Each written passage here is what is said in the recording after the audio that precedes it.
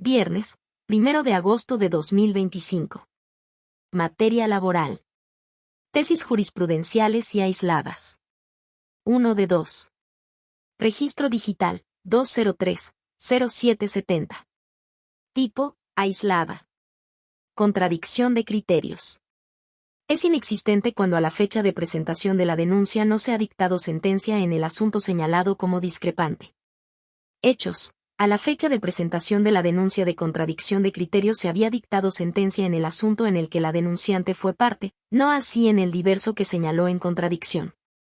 Criterio jurídico. El Pleno Regional en Materias Penal y de Trabajo de la Región Centro-Sur, con residencia en la Ciudad de México, determina que es inexistente la contradicción de criterios si a la fecha de presentación de la denuncia no se ha emitido sentencia en el asunto señalado como discrepante. Justificación. Para la existencia de una contradicción de criterios es necesario que los órganos jurisdiccionales contendientes hayan realizado ejercicios interpretativos sobre los mismos problemas jurídicos, y en virtud de ellos hayan llegado a soluciones contrarias. Además, la disputa interpretativa debe poder ser resuelta mediante la formulación de preguntas específicas. Sin embargo, cuando no se ha dictado sentencia no se satisfacen los requisitos para actualizar la existencia de la contradicción de criterios. Ello, al ser presupuesto indispensable que se hayan emitido criterios. La acepción jurídica del vocablo criterio presupone el pronunciamiento de una persona juzgadora en una sentencia. Por tanto, para que exista criterio debe existir una resolución firme.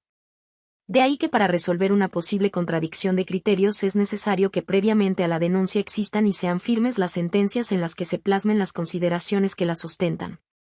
Pleno Regional en Materias Penal y de Trabajo de la Región Centro-Sur, con residencia en la Ciudad de México. 2 de 2. Registro digital, 203-0769. Tipo, aislada. Conflictos individuales de seguridad social. Los requisitos de procedibilidad previstos en el artículo 899. C de la Ley Federal del Trabajo no deben exigirse de manera absoluta a las personas que solicitan su declaración como beneficiarios y la devolución de aportaciones de los fondos de retiro y vivienda del trabajador fallecido.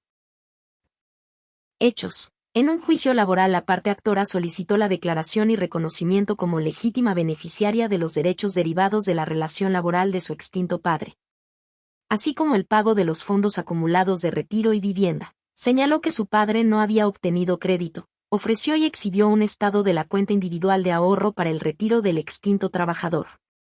El Tribunal Laboral Federal la previno para que exhibiera, en términos del artículo 899 y C de la Ley Federal del Trabajo, el último estado de la cuenta individual de ahorro para el retiro que correspondiera al cuatrimestre previo a la presentación de la demanda, así como la constancia de negativa de crédito para la vivienda ante el Instituto del Fondo Nacional de la Vivienda para los Trabajadores, Infonavit, o, en su caso, el acuse de dicha solicitud.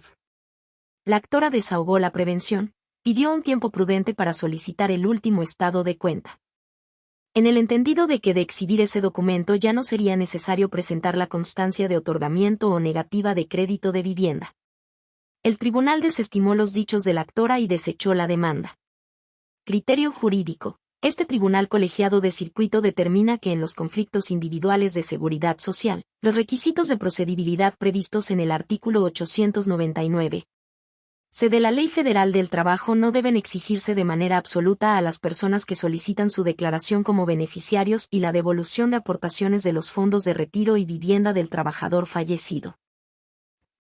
Justificación. Si bien conforme al artículo 899 y C de la Ley Federal del Trabajo y a las tesis de jurisprudencia 2A/J 32/2019, décima, 2A /J 50/2018, décima, y 2A/J 52/2017, décima, de la Segunda Sala de la Suprema Corte de Justicia de la Nación. De rubros, conflictos individuales de seguridad social. Las pruebas relacionadas con la procedencia de la acción y los hechos que la sustentan deben ofrecerse y exhibirse con la demanda, en términos del artículo 899 y C de la Ley Federal del Trabajo. Conflictos individuales de seguridad social. Si bien la demanda presentada por el actor debe cumplir los requisitos previstos en el artículo 899 y C de la Ley Federal del Trabajo, solo debe contener aquellos que sean propios de la acción intentada. Y conflictos individuales de seguridad social. Los requisitos de procedibilidad exigidos por el artículo 899 IC de la Ley Federal del Trabajo constituyen los hechos de la demanda que presenta el actor, en los que debe fundar sus acciones en materia de seguridad social. Por ende, si no los cumple, no puede configurarse la acción respectiva. La exhibición del último estado de cuenta individual de ahorro para el retiro constituye un requisito de procedibilidad de la acción, al igual que la resolución o la constancia de otorgamiento o negativa de crédito para vivienda o bien el acuse de solicitud de esta.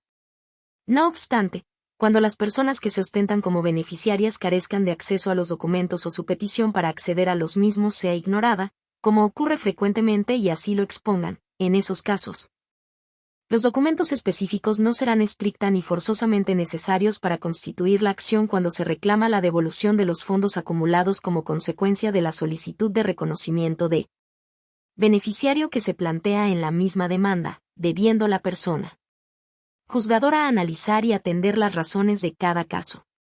Así, la autoridad laboral debe analizar las circunstancias de cada caso concreto y determinar si la persona se encuentra en una situación de excepción que le impida cumplir cabalmente con esos requisitos. Esta forma de proceder no lesiona las defensas de la parte demandada, quien tiene oportunidad para oponerse a las pretensiones de la parte quejosa con los argumentos y excepciones que considere pertinentes. Segundo Tribunal Colegiado en materia de trabajo del Primer Circuito.